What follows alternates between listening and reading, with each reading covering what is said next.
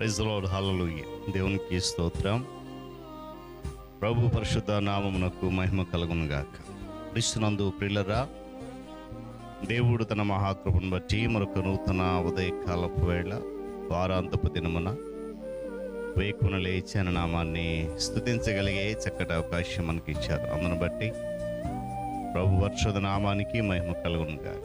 క్రీస్తునందు ప్రియులైన దైవజనులు, స్నేహితులు, విశ్వాసులు, సహోదరి సహోదరులు, ఈ కార్యక్రమాన్ని వీక్షిస్తున్న ప్రియ దేవుని బిడ్డలందరికీ కూడా ప్రియ ప్రభువును రక్షకుడైన యేసయ్య నామంలో శుభములు, వందనాలు తెలియజేస్తున్నా. మీరంతా బాగున్నారు కదా? చాలా సంతోషం. రండి, ఈ దినము కూడా మిమ్మల్ని ప్రేమతో నేను ఆహ్వానిస్తూ ఉన్నాను. అనుదిన అభివృద్ధి ఉదయకాలపు ధ్యానాలు అనేటువంటి ఈ ఆధ్యాత్మిక కార్యక్రమంలో అదుపాటు బాలిబాసులు కండి, వాక్యాన్ని ధ్యానించండి, దైవాశీర్వాదాలు పొందుకోనండి. మీ దగ్గరలో బైబిల్స్ ఉంటే తెరిచి చూడండి. లేని పక్షాన చదివే మాట విని గ్రహించి వాక్య ధ్యానంలో పాలుబాసులు కమ్మని మనవి చేస్తూ నేటి దిన ధ్యాన వాక్యంగా యోనా గ్రంథము 3వ అధ్యాయము 10వ వచనంలో నుండి ఒక మాటను నేను చదవబోతా ఉన్నాను. నినివే వారు తమ చెడు నడతలను మానుకొనగా దేవుడు చూచి కీడు చేయక మానెను. దేవుడు తన పరిశుద్ధ వాక్యాన్ని దీవించునుగా. తలవంచి కన్ను మూసుకుందాం. ప్రార్థన. ప్రేమ కలిగిన మా తండ్రి, వందనాలు. తిరిగి మనకు నూతన ఉదయకాలములో ఎక్కువ లేచి మీ నామాన్ని స్తుతించగలిగే చక్కటి శ్రేష్టమైన అవకాశం అందరికి అనుగ్రహించారు. మీకు వందనాలు. నీ కృప ద్వారా, నీ కాపుదల ద్వారా ఈ కార్యక్రమాన్ని అత్యధికంగా దీవిస్తున్నావు. అనేక మంది ఆధ్యాత్మిక బలపరుస్తున్నావు. వందనాలు. ఈ దినం కూడా అట్టి కృప దయచేయండి. మీరు మహిమ పొందండి. యేసు నామమున అడుగుతున్నాం తండ్రి, ఆమేన్. చాలా సంతోషం ప్రియులారా. చదవబడిన వాక్య భాగం మనందరికీ చాలా సుపరిచితమైనటువంటి వాక్య భాగం. నినివే పట్టణం అంతా కూడా చెడు నడత నడుస్తూ దేవునికి లేక ఆయన వాక్యానికి వ్యతిరేకంగా జీవిస్తున్నటువంటి దినాల్లో తమ చెడు స్వభావం మాన్పాలని, వారిలో ఉన్నటువంటి చెడు అంతటిని నిర్మూలము చేయాలని దేవుడు తలంచి, వాస్తవానికి చెడు నడత నడిచేవారిని గద్దించి హెచ్చరించి ముందుగా ప్రణాళిక వేసి వారిని శిక్షణ నుండి తప్పించేటువంటి పద్ధతి అయితే దేవుడు ఉపయోగిస్తాడు. వెంటనే శిక్షించొద్దంటే శిక్షించాలనుకుంటే శిక్షించేయచ్చు, ఎందుకంటే ఆయనకి అధికారం ఉంది.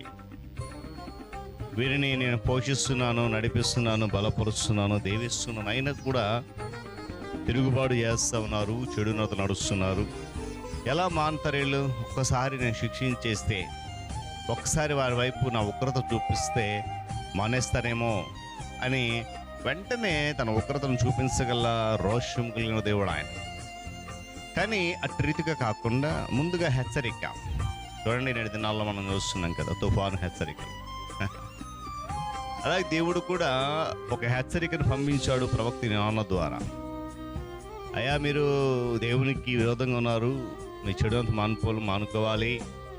ఒకవేళ మానుకోపోతే దేవుని కోపం మీ మీదకి వస్తుంది. దేవుని కోపం వస్తే మీరు ఏమైపోతారో కదా. చాలా చక్కగా దేవుని మాటకు అనగా విధేయుడై లేక లోబడి ప్రకటించాడు భక్తుడైనటువంటి యోనా. అయితే ఆ ప్రకటన విని వీళ్ళు చూసుకుందాంలే అనుకోలేదు. ఎప్పుడు ఉండే జీవితం కదా, మాకేంట్లో అనుకోలేదు. వెంటనే తమలో ఉన్నటువంటి చెడు అనే దాన్ని నిర్మూలన చేసుకోవడానికి నడుము కట్టుకున్నారు. హల్లెలూయా. రాజు సహితము సింహాసనం మీద నుండి దిగి ఏం చేశారంటండి, గోనె పట్టు కట్టుకుని ఎక్కడ కూర్చున్నాడు? బూడిదలో కూర్చున్నాడు. అందుకే మన చదువు మాట, తమ చెడు నడతలను మానుకొనగా దేవుడు చూచాడు.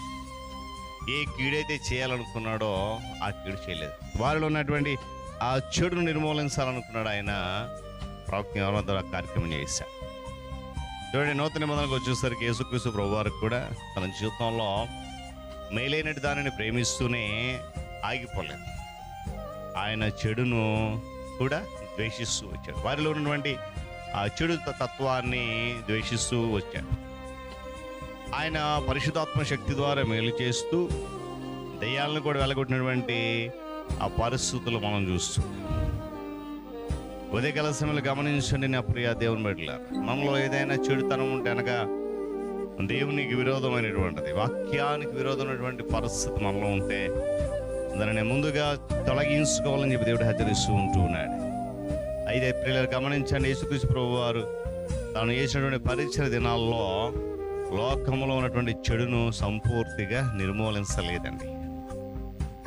అపవాది ఈ దుష్ట లోక విధానానికి అధికారి అని చెప్పి ఆయన పదే పదే చెబుతూ వచ్చాడు. అంటే ఆయన ఎంత బాగు చేసినా కూడా అపవాది అనేటువంటి వాడు మరలా చెడుతత్వాన్ని మనుషుల యొక్క హృదయంలోనికి ఎందుకంటే ఆదికాండం చెప్తుంది, నరుల యొక్క హృదయము బాల్యము నుండే చెడుతనం కలిగింది, ద్రోహం కలిగిన హృదయం. కనుక అలాంటి హృదయాలను పట్టుకొని ప్రభు నుండి ప్రక్కకు త్రిప్పేట పరిస్థితి. అందుకే ఆయన నిర్మూలించాలనే విషయంగా అయితే యేసుక్రీస్తు ప్రభు వారు సిలువబడి పునరుద్ధానుడైన తరువాత సహితము కూడా మన చుట్టూ ఉన్నటువంటి లోకం అంతా కూడా అపవాది యొక్క అధికారం క్రింద అదుపులో ఉందని చెప్పి అపోస్తలుడైన యోహాను గమనించగలిగాడు.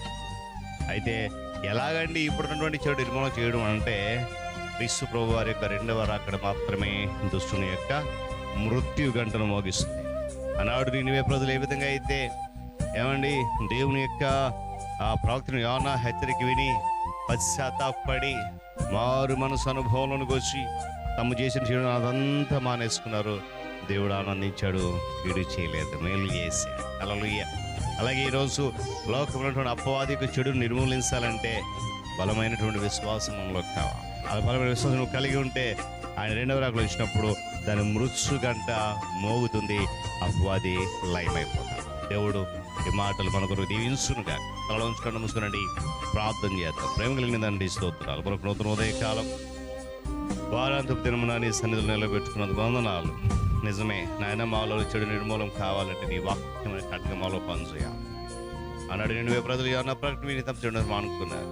నాయన నువ్వు మంచివాడవు, ప్రేమ కలిగిన వాడవు కనుక చెడు చేయవు. మాలో ఉన్నట్టు మన జీవితాల్లో ఉన్న చెడు నిర్మూలన కొరకై మీరు ఉపయోగిస్తున్న ప్రతి సాధనాన్ని మేము స్వీకరించి తద్వారా మాలో ఉన్నటువంటి నీ కాయాసగర జీవితాన్ని మానుకొని నీకు అనుకుని దీవించడానికి సహాయం గ్రహించమని నేను ఈ కార్యక్రమంలో అనేక మంది బిడ్డలను మీరు బలపరుచుకుని స్తుతులు చెల్లిస్తూ ఘనత పొందండి. యేసయ్య నామమున అడుగుతున్నాను తండ్రి, ఆమేన్. త్రియేక దేవుని దీవెన ఆయన సన్నిధి కాపుదల సదాకాలం మనందరికీ తోడేడు నడిపించును గాక.